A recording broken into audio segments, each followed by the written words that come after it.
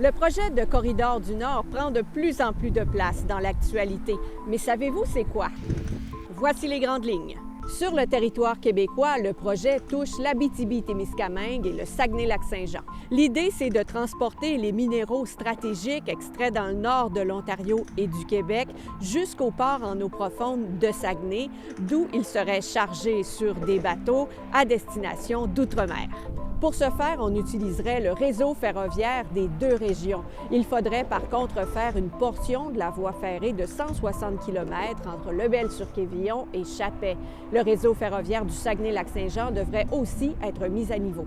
La plupart des élus régionaux y voient une opportunité exceptionnelle. Il manque toutefois un promoteur privé et des investissements importants de la part des gouvernements.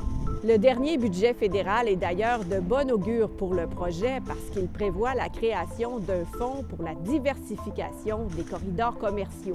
Le ministre de l'Énergie et des Ressources naturelles du Canada est d'ailleurs venu visiter le port de Saguenay cet automne pour se faire une meilleure idée du projet.